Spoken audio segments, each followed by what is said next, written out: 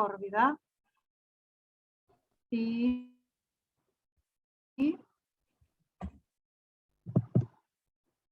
a ver.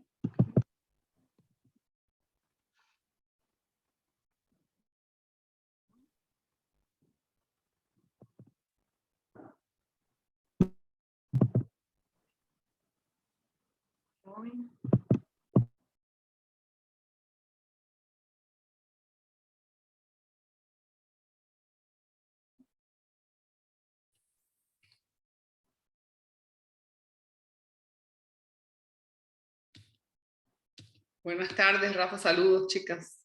Hola, ¿qué tal? Bienvenida.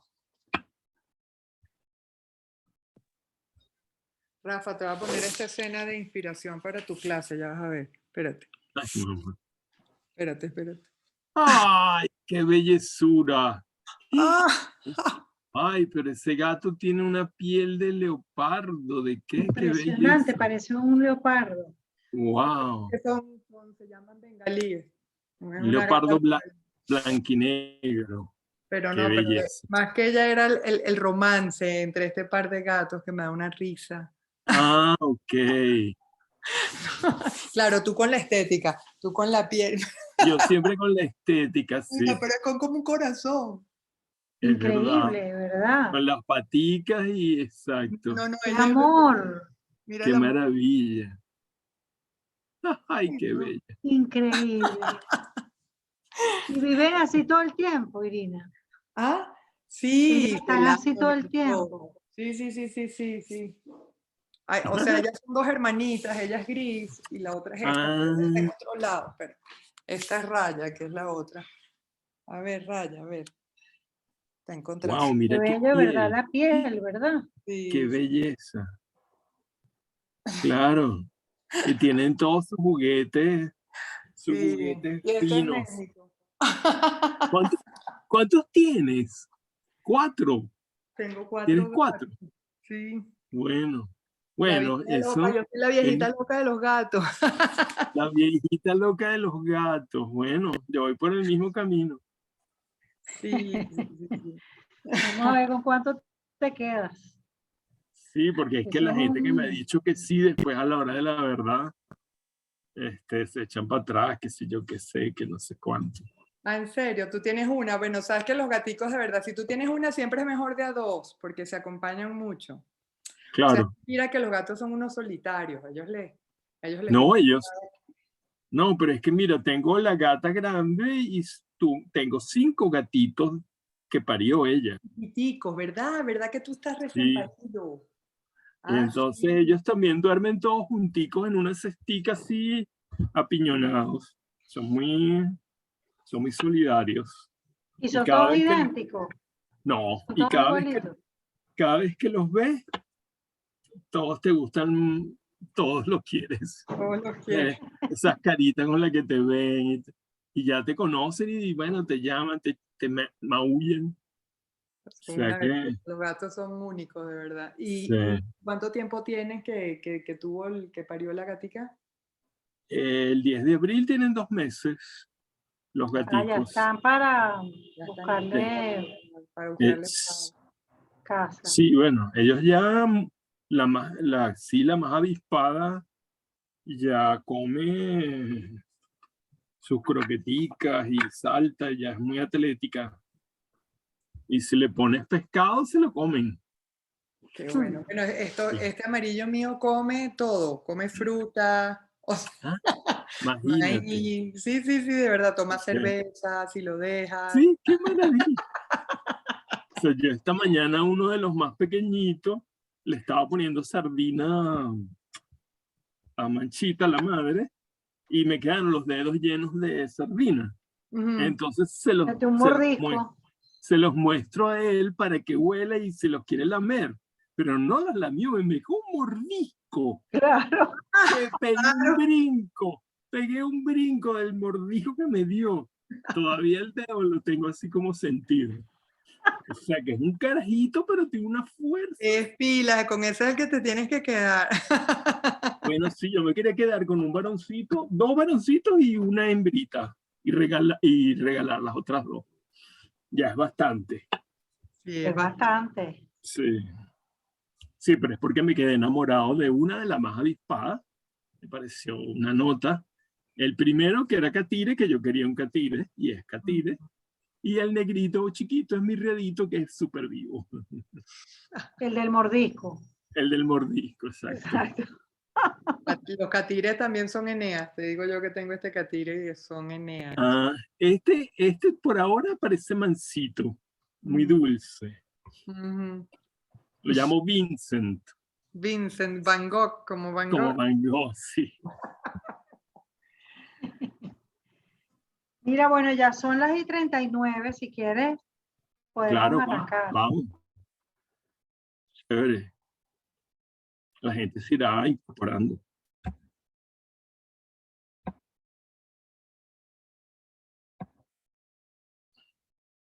¿Eh?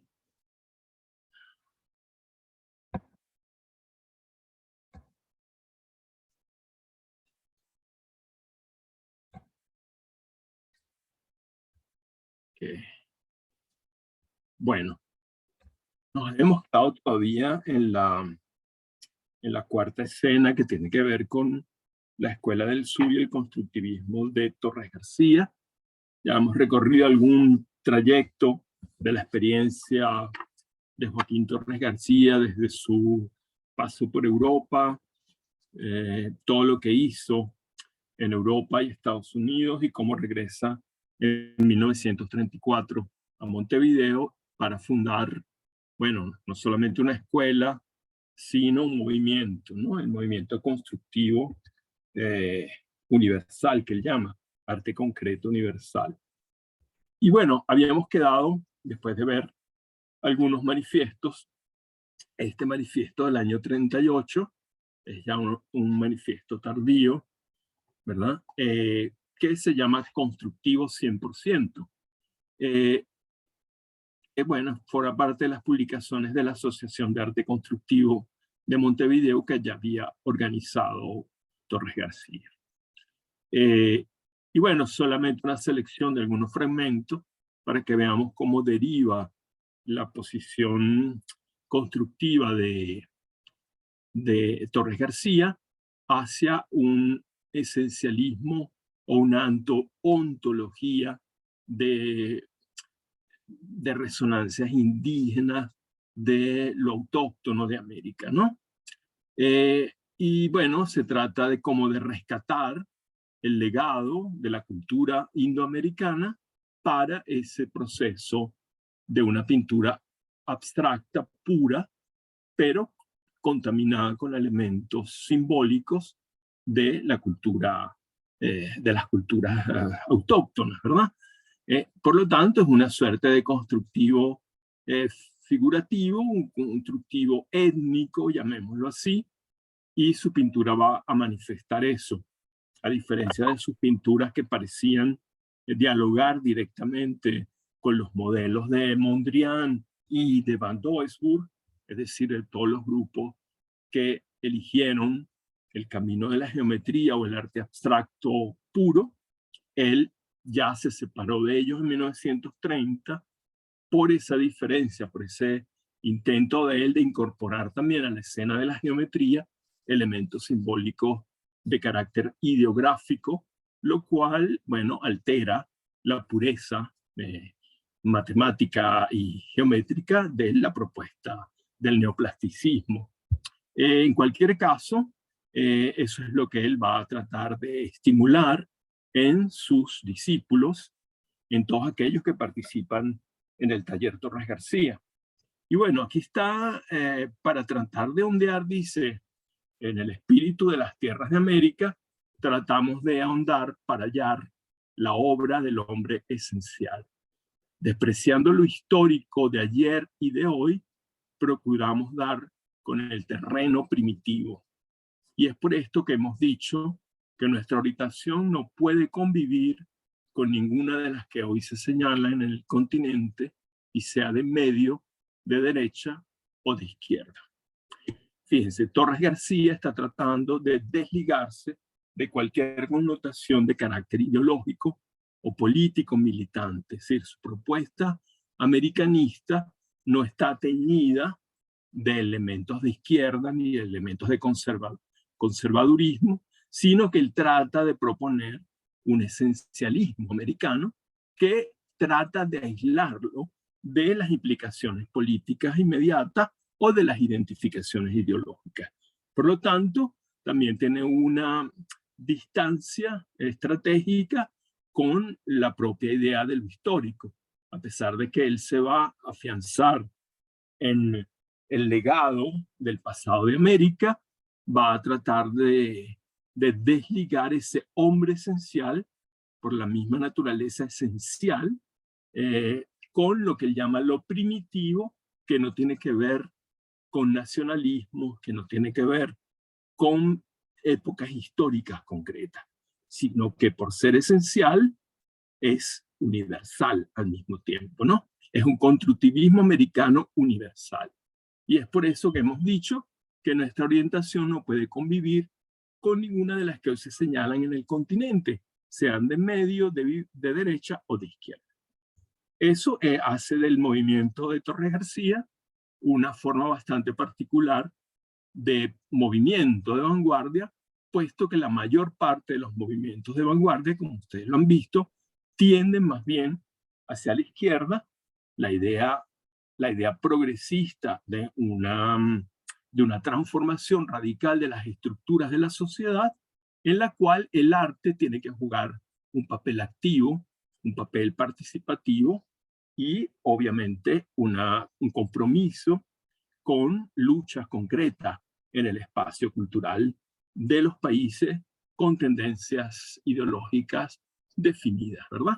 En este caso, Torres García quiere como presentar un punto de vista neutral.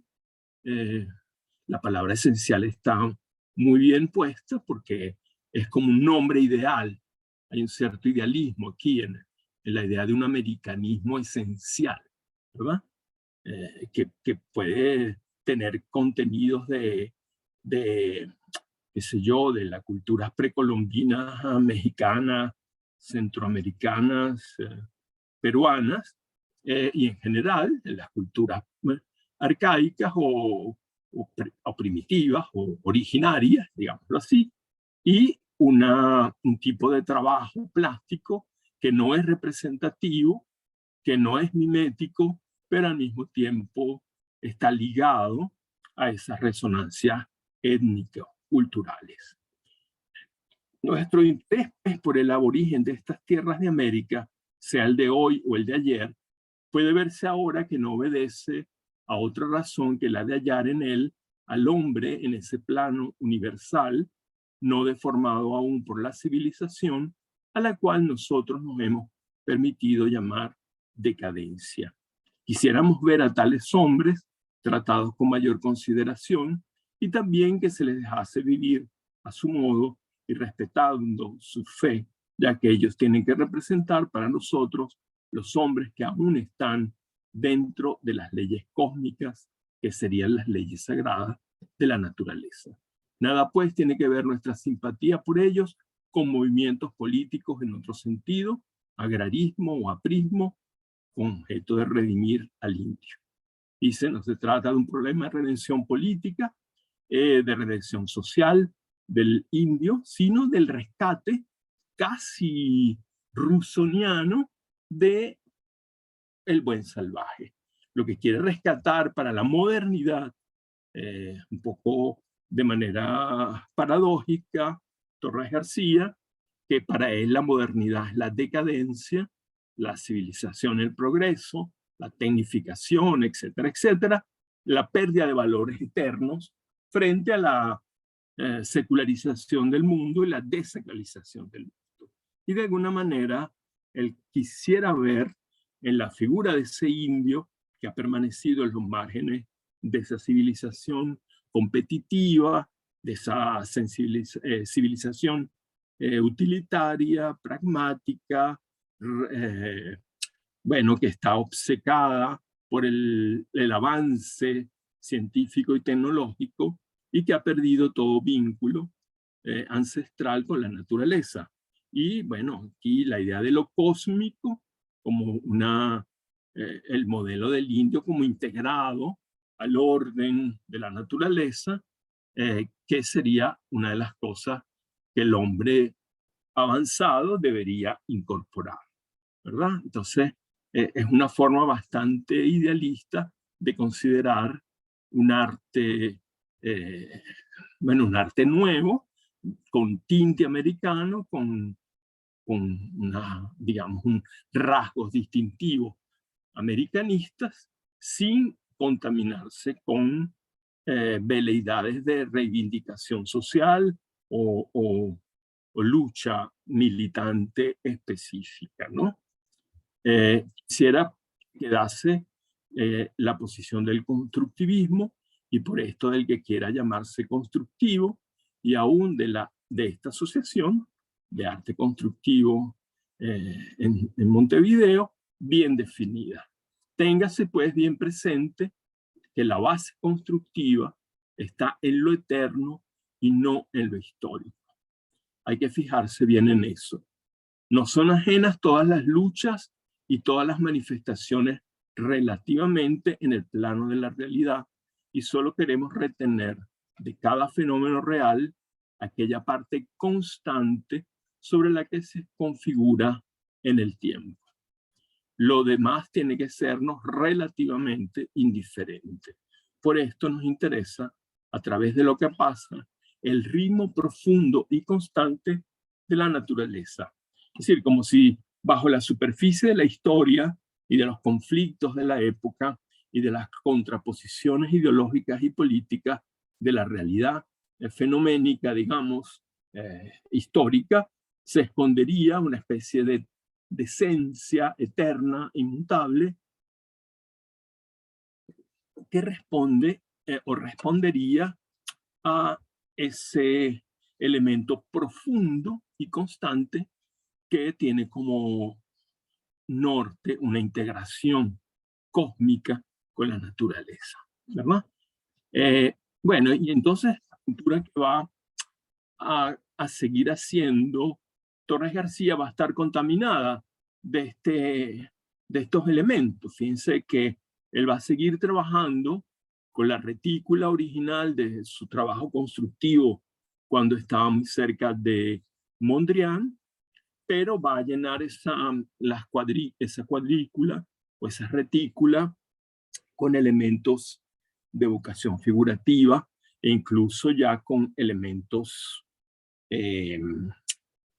como le diríamos, específicos, ¿verdad? Porque la palabra Indoamérica, la palabra Inti, ya a pesar de lo que él está diciendo en el manifiesto, bueno, están marcando una parcialidad, ¿verdad? Por determinados elementos de la cultura americana. Hay más de lo indígena que de lo negro, por ejemplo, que también forma parte de la cultura y de las relaciones cósmicas con la naturaleza. Sin embargo, él pone el énfasis en lo indígena.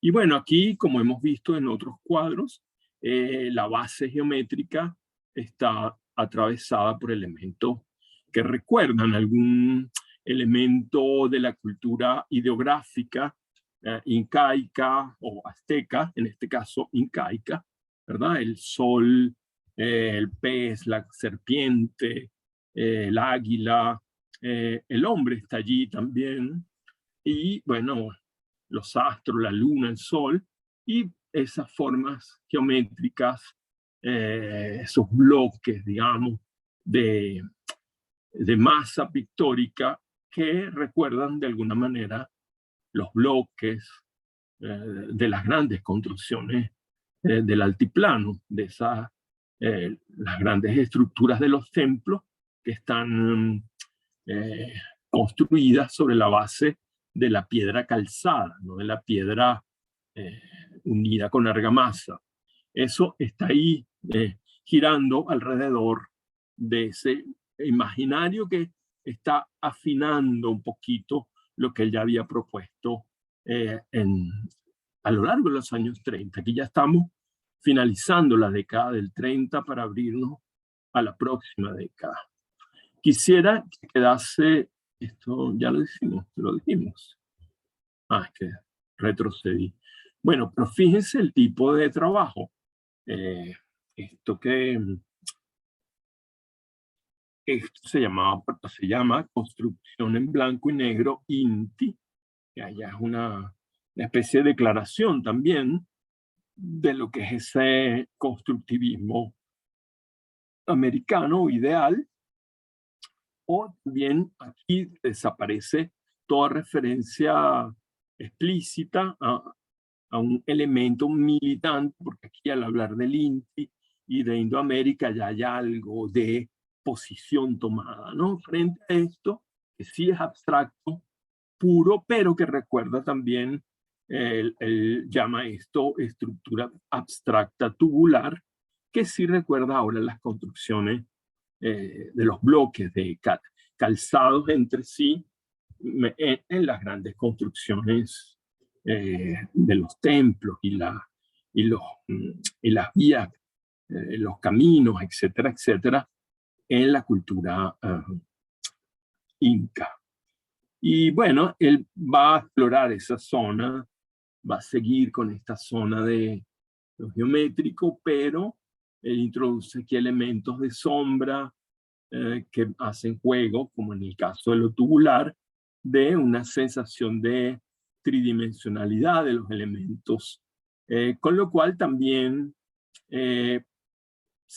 contradice los postulados puros de la pintura geométrica abstracta, que defiende el carácter plano absoluto del cuadro, sin ilusionismo de ningún tipo.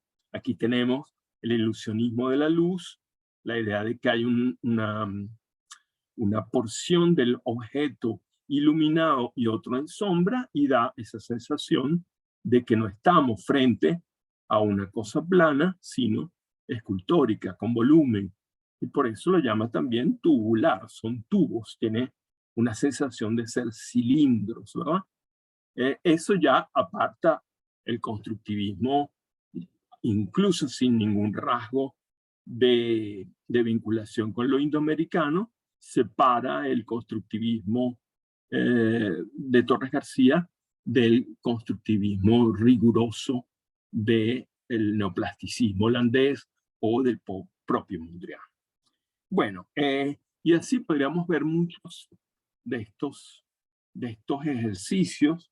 Aquí más bien la sombra da sensación de profundidad, como si estuviéramos en presencia de más bien como una especie de cajas o de elementos superpuestos a ese plano blanco. Como si se tratara de un laberinto. Y bueno, es el tipo de composición, construcción infinito, y bueno, podríamos seguir viendo muchas que repiten esa estructura. Esta pieza, por ejemplo, podría recordar algunas de las piezas del Mondrian, quizás las recuerdan, como que media entre el Mondrian figurativo y el Mondrian abstracto, puro. Recuerden, por ejemplo, la descomposición progresiva del árbol en Mondrian, desde el árbol que se pinta imitativamente, miméticamente, que se reproduce como el árbol de la naturaleza, hasta la descomposición geométrica del árbol, llegando al extremo de que se pierde toda referencia a lo arbóreo y nos queda solamente el juego de planos en el plano. Esa sería una deriva, digamos, la deriva desde el figurativismo hacia la abstracción pura que tenemos en el caso de Mondrian. Y Torres García se quedaría, digamos, a medio camino entre un figurativismo y una geometría o un abstraccionismo absoluto. Y está este tipo de trabajo. Él, en una gran potencia pedagógica, como lo vimos, ¿verdad? Va a continuar el proceso de consolidación después de su muerte del taller Torres García hasta el año 62. Y ahí vamos a tener, bueno, los discípulos van a sacar una revista, la revista Removedor. Recordemos una vez más cómo las revistas constituyen un elemento característico también de los movimientos de vanguardia. La revista como dispositivo de congregación y de propagación de las ideas del movimiento, del grupo. Y bueno, en esta revista que dura bastante tiempo, pensando en el carácter efímero de la mayor parte de las revistas de vanguardia, y bueno, que contiene textos teóricos del propio Torres García, de otros miembros del taller, entre ellos sus hijos, dos de sus hijos que son pintores también, y bueno, toda la cosa venerable del maestro, que enseña, a lo que los niños lo atienden, que bueno, ya tiene esa presencia cultural del gran maestro, ¿no? Y bueno, él va a seguir muy activo, escribiendo y trabajando, ¿no? El legado queda en manos de sus hijos y de otros artistas del taller. Por ejemplo, este trabajo de su hijo Horacio Torres, bueno, recuerda mucho lo que hace el propio Joaquín Torres García, que también tiene esas resonancias figurativas dentro de algo abstracto, pero con elementos ideográficos, una vez más el sol, la cruz, la copa, la balanza, elementos simbólicos fundamentalmente. El hombre, la mujer, y con eso alude a un cierto significado narrativo, ¿verdad? Que no es meramente abstracto. Esa sería una tendencia que está muy ligada a la del propio Joaquín. Las obras de Héctor Cotiño, bueno, tampoco escapan demasiado de la enseñanza del maestro, porque hay también una deriva de las mismas composiciones reticulares, un poco más expresivas quizá, y con dibujos también con elementos figurativos que siguen siendo ideogramáticos, que refieren a formas arcaicas o símbolos, flechas, elementos numerales, letras y otros elementos que remiten una vez más, como decía antes, a una narrativa, a un cierto relato simbólico, algunas alusiones a elementos de la cultura, de un pueblo, de las creencias religiosas, marcando pues esta propuesta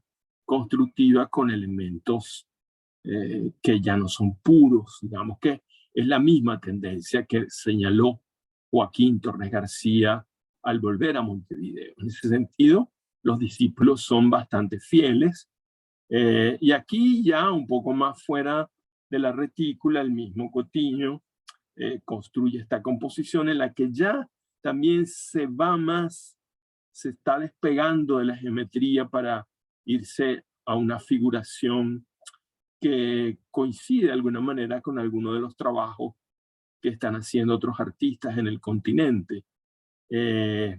Algunas cosas de Osvaldo Vigas, del joven Vigas, algunas cosas de Wilfredo Lam y de otros artistas de los años 40 y 50 ya comienzan a parecerse o a orbitar en un tipo de trabajo como el de Cotiño, que, bueno, es abstracto en una parte, pero también muy marcadamente simbólico. Y así podemos ver otros, ¿no?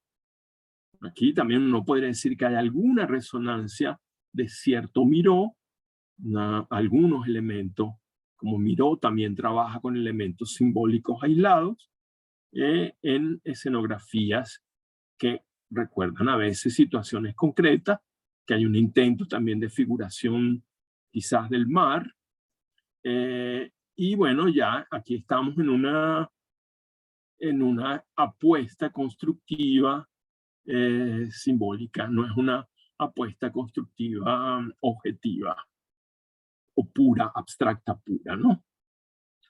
Bueno, otro dibujo del mismo Héctor Gotiño, bueno, con resonancias clarísimas. Estas recuerdan más los trabajos de Torres García en Nueva York, cuando él construía esas retículas de los panoramas de la ciudad, como vistos simultáneamente en el plano desde diferentes perspectivas. Algo imposible, digamos, en la realidad, pero que él organizaba en el plano como si pudiera verse la ciudad simultáneamente en muchos planos de sus barrios y de sus avenidas y calles. Y aquí un poco la idea también de un elemento infantil que aparece con los símbolos casi que, bueno, por lo primitivo de esos símbolos, recuerdan quizás algunas figuraciones infantiles. Este tipo de trabajo en madera, que también es muy típico de Joaquín Torres García. Recuerden que aquellas primeras piezas de los años 30, que son muy mondrianescas, están hechas más que en lienzo, con madera pintada, ¿no? También hay algo aquí de la precariedad de los materiales y de la tendencia, y aquí es clarísima en el caso de Gotiño, de ir de la pintura a la escultura. Aquí estamos ya en el ensamblaje, es decir, los elementos dispuestos en el plano no son pictóricos, son escultóricos, es decir, son trozos de madera cortada con volumen, con espesor, y van a crear sino sombras ilusorias, es decir, pintadas, sino sombras reales por el propio espesor de las maderas. Aquí el tipo de juego recuerda la estructura general de los cuadros del constructivismo uruguayo, pero con la diferencia de que el material con el que se arma el plano es volumétrico, no es pictórico, sino escultórico. Pero creo que casi estamos en el borde de la escultura, digamos, en 2 dimensiones, pero con ese volumen que le da el espesor de la madera.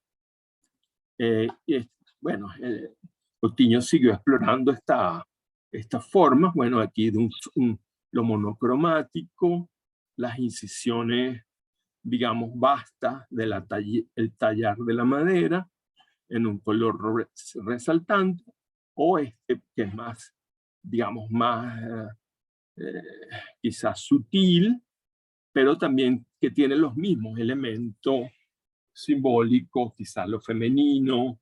Fíjense, tratando de ir hacia eso que Torres García llamaba lo esencial.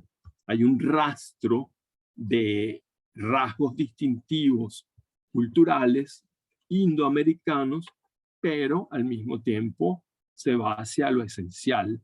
La mujer, el hombre, la luz, la noche, el sol, la luna, la tierra y todas las otras cosas que son casi de carácter platónico, ¿no? Y bueno, otros miembros del movimiento, como Gonzalo Fonseca, que ya va a decidirse abiertamente por la escultura, ¿verdad? Ya son composiciones tridimensionales y bueno, que también recuerdan de alguna manera las construcciones arquitectónicas de las retículas de su maestro, pero ya jugando a la idea de la maqueta, a la idea de otro tipo de elemento y de relaciones entre las formas, el huevo, la esfera, etcétera, y la calidad misma de la piedra, ¿no? La naturaleza del material. En este caso estamos más cerca de un abstraccionismo, a pesar de que obviamente aquí hay una resonancia de edificio clarísima, los arcos, las puertas, las ventanas, incluso el apunte café, esa tendencia del propio Torres García a firmar el cuadro con la fecha en medio del cuadro como parte integrante de la composición, y con otros elementos añadidos como alambre, ¿verdad? Que, bueno, superpuesto, crean una sombra y le agregan un elemento adicional de espesor y volumen a la pieza. Bueno, Fonseca, que sigue trabajando hasta los años 60, 70, sigue produciendo este tipo de cosas cada vez más abstractas, con leves resonancias a las construcciones incas, digamos, sí, o quizás también aztecas. Pero fíjense cómo aquí el protagonismo es para el material, el protagonismo es sobre todo para la piedra, como tal, como valor en sí, ¿no? Y los otros elementos sí tienen algo simbólico: la escalera, la esfera, la columna, como las arcadas cuadradas, la ventana. Esos elementos sí son más figurativos y simbólicos. Pero aquí el material, la piedra, también juega un papel importantísimo. La propia, la propia vastedad de la pieza, de la roca o de la materia. Y bueno, sí, podríamos repetir muchos que son más o menos la misma tendencia, con los mismos elementos básicos: esfera, cilindro, la ventana, la puerta, las columnas, como, bueno, una relación también con lo arquitectónico muy marcada. O esta otra pieza, ¿verdad?, que repite, digamos, las mismas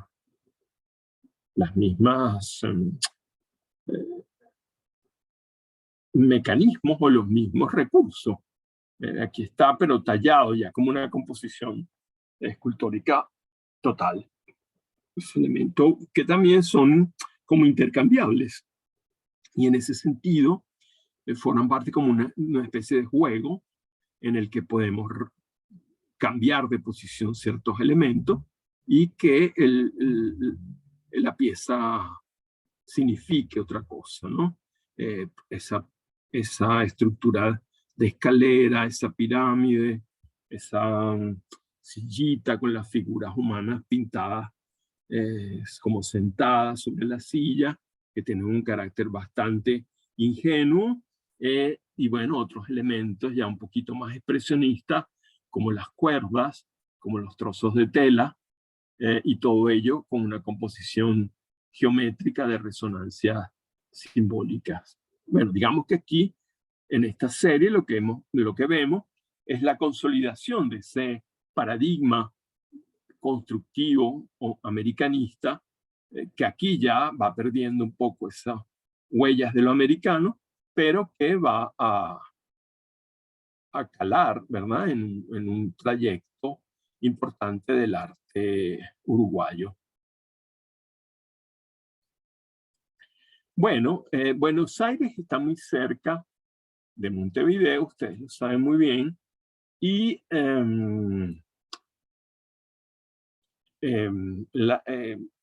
el influjo de Torres García no se queda en el estrecho, los límites de un país tan pequeño como Uruguay, con una ciudad también tan pequeña como Montevideo,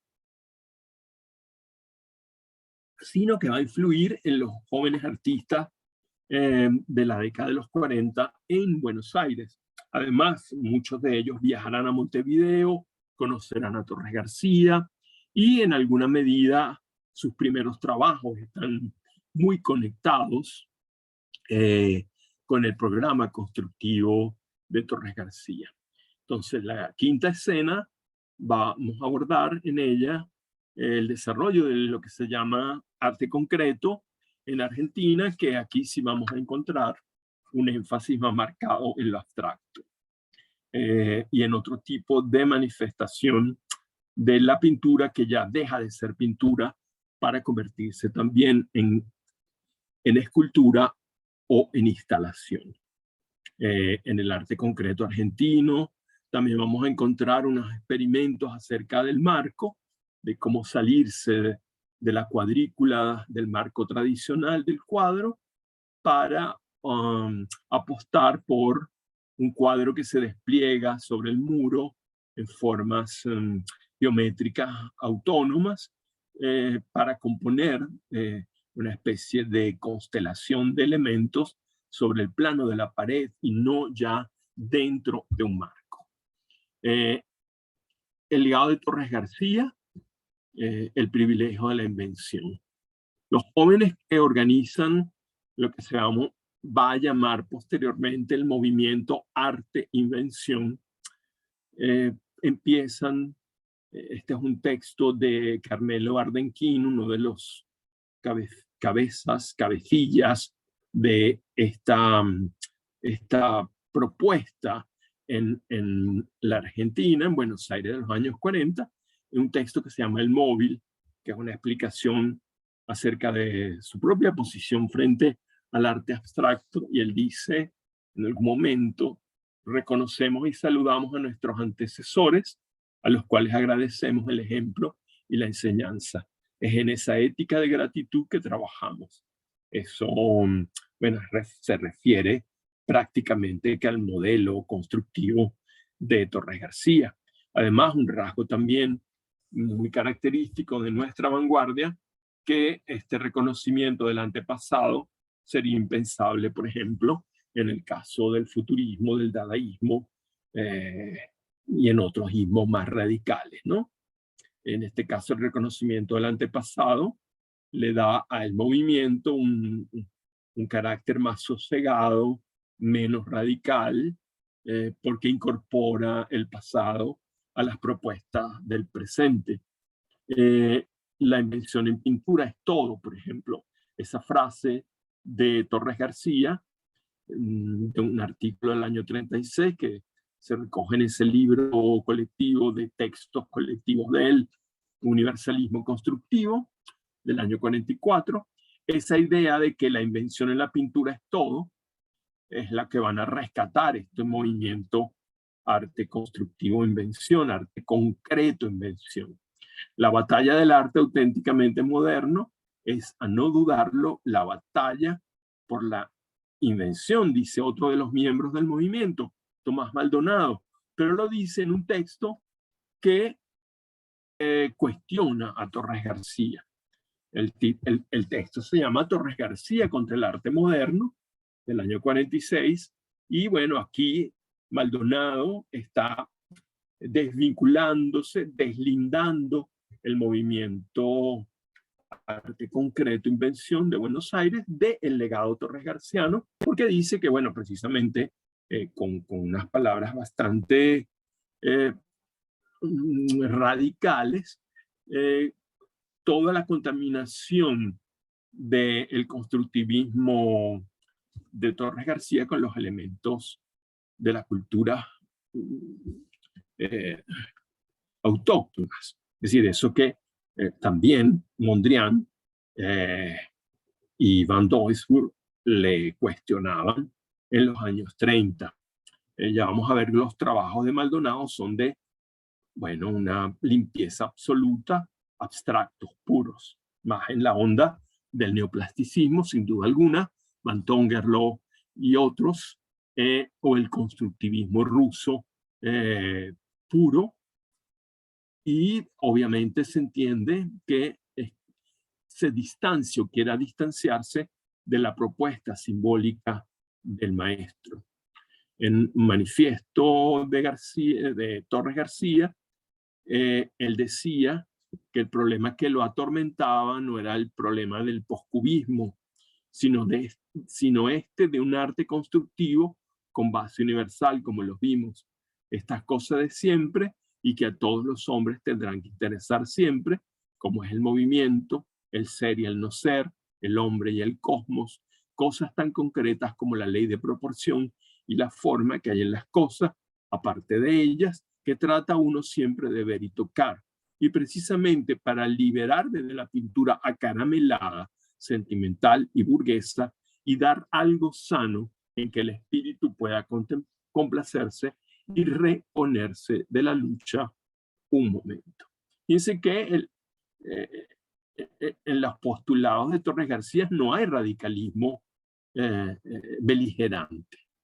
En todo caso, él se separa de la beligerancia de los enfrentamientos ideológicos y políticos y aspira a ese idealismo de un arte constructivo con base universal que responde a lo que él dice que son las cosas de los hombres de siempre, más allá de la historia, es lo humano, lo inherente a la cultura humana o a la civilización humana, que son, bueno, esas categorías abstractas, el tiempo, el espacio, el movimiento, el ser y no ser, el hombre y el cosmos, que para él son cosas absolutamente concretas, como lo son las relaciones matemáticas de las proporciones de los cuerpos, la forma, el peso, todo lo que tiene que ver con una física del objeto, ¿no?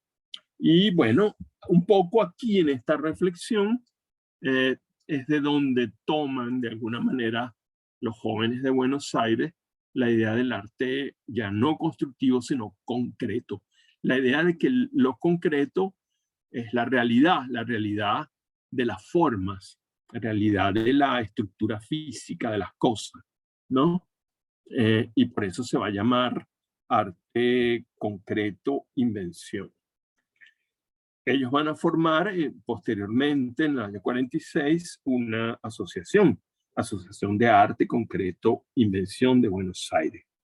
Pero antes van a organizar la revista Arturo, el año 44, que es también, como todas las otras revistas que hemos evocado, un dispositivo, un instrumento de, bueno, ya lo hemos dicho, una constante de congregación, integración del grupo y propagación de las ideas del grupo. Es como la carta de presentación que cada grupo presenta en el campo cultural al que intenta acceder, ¿no?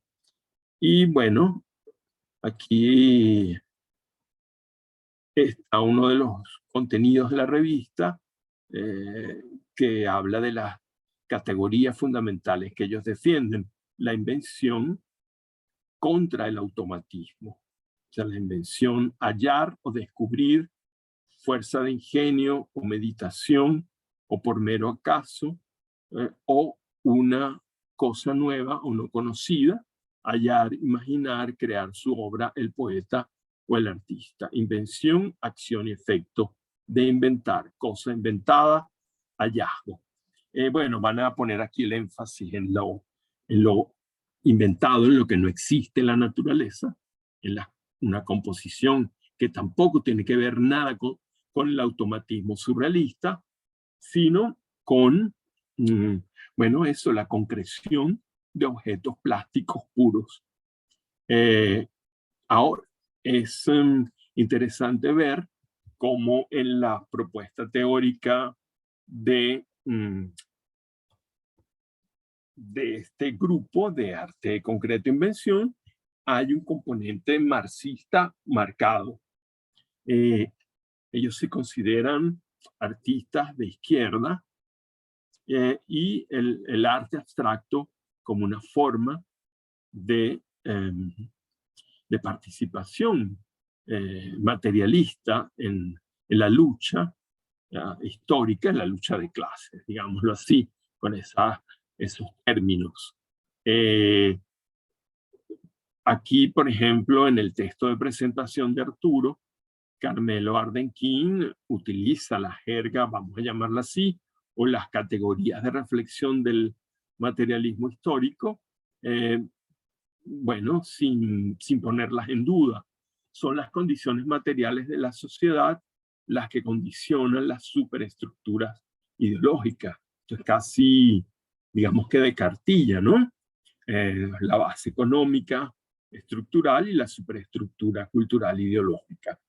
Y bueno, es decir, el arte superestructura ideológica nace y se desarrolla en base a los movimientos económicos de la sociedad. Para la exacta interpretación del arte en su función histórica, debe establecerse este orden dialéctico, es decir, la dialéctica entre la estructura y la superestructura, que es, digamos, el ABC del materialismo histórico, ¿no? Un poco también para marcar una cierta ingenuidad en los muchachos que están como haciendo sus primeras experiencias en el arte, pero se sienten ya cooptados por la ideología comunista, un poco también seducidos por lo que viene ocurriendo a nivel mundial después del triunfo de la revolución bolchevique y las tendencias hacia la izquierda que marcan una buena parte de la política de la segunda mitad del siglo XX en el mundo, no solamente en América Latina. Nadie pensó en subordinar el fenómeno del arte moderno y sus abstracciones al proceso de liquidación económica y social del orden capitalista y a la creación de una nueva sociedad bajo formas socialistas de producción. Nosotros estamos viviendo en economía como en arte y demás ideologías, un periodo de tesis, periodo de recomienzo, periodo primitivo, pero bajo normas y estructuras científicas en oposición al primitivismo material instintivo de la formación de la historia. El arte, dialécticamente, con una precisión de correspondencia histórica que asombra, entró en un recomienzo total.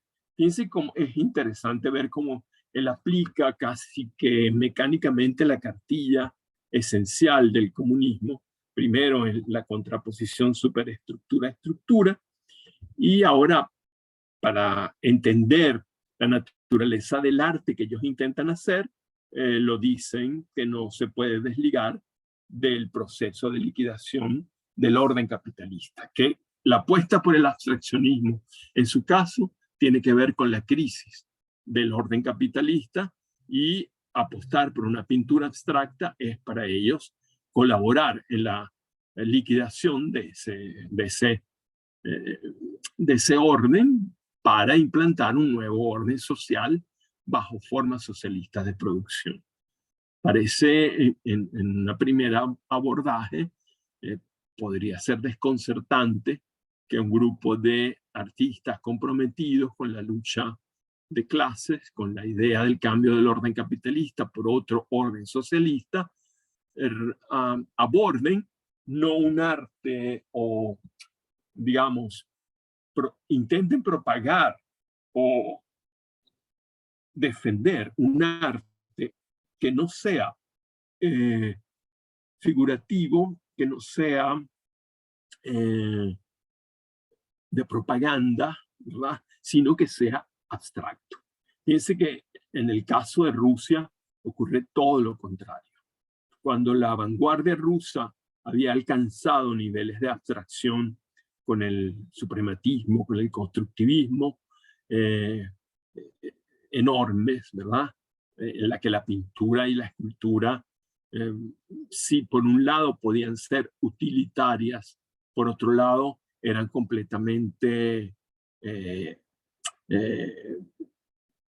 ajenas a cualquier tipo de exaltación militante, ideológica o política, ¿verdad? Después el arte de vanguardia deriva así hacia un arte de propaganda, un arte puesto al servicio de la propaganda del Estado, todavía con mucho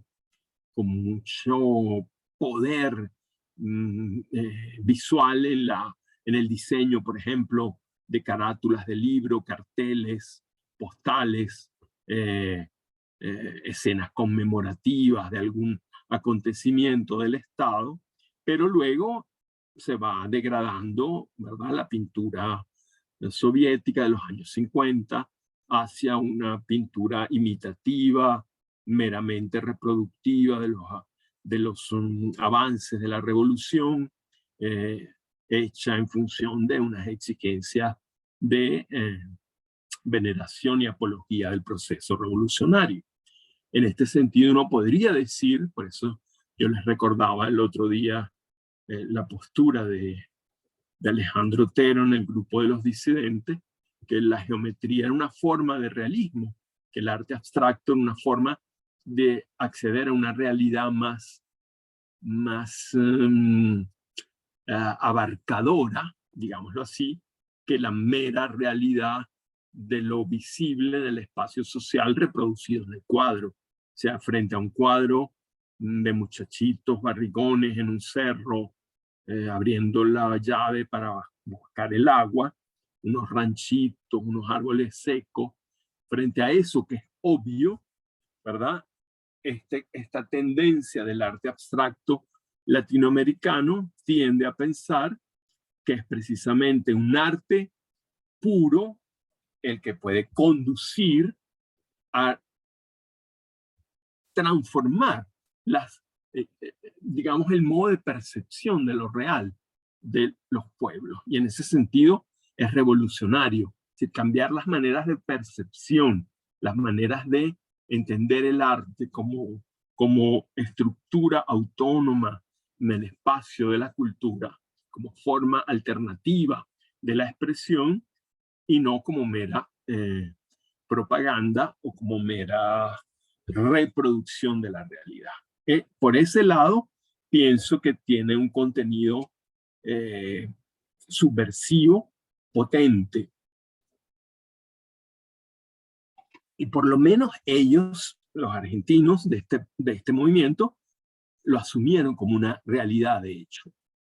Ellos se consideraban hombres de izquierda de avanzada que habían elegido no la protesta figurativa, el retrato de las miserias de la realidad y de los conflictos históricos, sino un arte de, de precisión y de limpieza absoluta.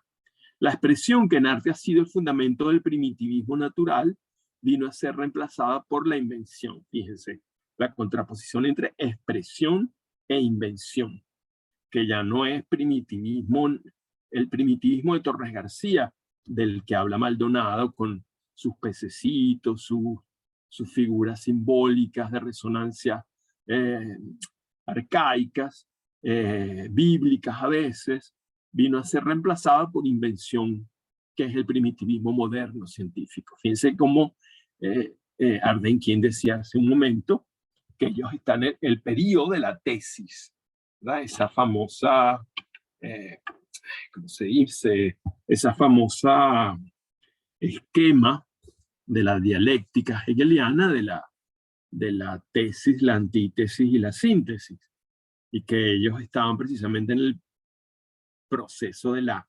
tesis, el planteamiento de los problemas, y que, bueno, ya vendría el momento de la antítesis, el movimiento dialéctico de la antítesis para alcanzar una síntesis. Bueno, entonces lo que están tratando de hacer para ellos, el arte invención, no el arte expresivo, se supone que no se expresa nada en esas figuras geométricas en el espacio, no se está expresando nada del artista, sino se está ordenando la manera de ver, un modo de percepción que es revolucionario con respecto al mero mimetismo literal de las proposiciones políticas, ¿no? Sus artistas, más que intuitivos puros, los del grupo, han sido inventores, y más que en un sentido de imaginación, Apollinaire no tenía gran imaginación, han tenido un sentido de creación. De ahí que hayan podido levantar con toda conciencia, los movimientos lo prueban, el sólido edificio del arte contemporáneo. Bueno, aquí ellos deslindan el arte contemporáneo casi que focalizándolo en el tipo de trabajo que ellos hacen, que no tiene nada que ver con una invención de tipo surrealista, en el elemento de la imaginación, por ejemplo, o del sueño, o del inconsciente. Es una invención de carácter intelectual, mental, matemático. De ahí que hayan podido levantar con toda conciencia el sólido edificio del arte contemporáneo. ve pues que no puede ser ya la expresión la que domine el espíritu de la composición artística actual, ni mucho menos una representación mágica o signo. El lugar ha sido ocupado por la invención, por la creación pura. En el momento actual, expresionismo, automatismo onírico, etcétera, importan nada más que reacciones y retrocesos y deben ser desterrados, abolidos. Bueno, aquí está. Por un lado, el realismo crítico, por otro lado, el expresionismo, por otro lado, el surrealismo. El automatismo onírico es otra manera de llamar al surrealismo. Todas esas formas que tienen que ver con la subjetividad o con la historia, de manera literal, aquí van a ser desplazadas, o la propuesta de ellos es que sean desplazados, desterrados y abolidos por una pintura que sea invención pura, ¿no? Es decir, creación de la nada sin referencias a la naturaleza previa, por decirlo de alguna manera. Ni expresión, que es primitivismo, ni representación, que es realismo, ni simbolismo, que es decadencia. Invención de cualquier cosa, de cualquier acción, forma, mito, por mero juego, por mero sentido de creación y eternidad, función. Un momento, por favor. ¿Aló? Vale, dame 5 minutos. Da. Bueno, mis queridas compañeras y compañeros, yo tengo algo urgente que hacer en un taller en el que estoy trabajando. Y bueno, me pusieron una reunión hoy a las 6 y si salgo más tarde no voy a poder llegar. Entonces le pido 1000 disculpas porque voy a tener que cerrar la clase aquí. Y continuamos como siempre hacemos cuando no podemos dar todo el contenido de una clase, la ponemos sobre otra. Fíjense que, digamos, providencialmente aquí terminábamos en este fragmento y aparece otra instancia de la estancia. Entonces tampoco es tan grave que yo corte acá y retomamos la clase que viene a partir de acá y seguimos avanzando. Recuerden que nosotros tenemos 10 sesiones a nuestra disposición. El programa contempla una sesión de introducción, 7 secciones para 7 movimientos y 2 clases flotantes que sirven para el cierre del seminario con discusiones colectivas sobre los temas abordados. Esas clases también, una por lo menos, puede servirnos para recuperar los fragmentos que han quedado sueltos o que la estancia final se puede convertir en una clase extra. Y la última clase la dedicamos, sí, a esa confrontación colectiva que yo llamo simposio. Bueno, entonces espero que no se sientan estafados por mi salida de la clase. Ok, entonces seguimos el próximo miércoles y les agradezco muchísimo la paciencia y la generosidad. Dale, entonces salgo volando. Un abrazo, gracias. Gracias. Muy amable, de verdad, estupenda la clase. Gracias. Tranquilo. Chao, chicas.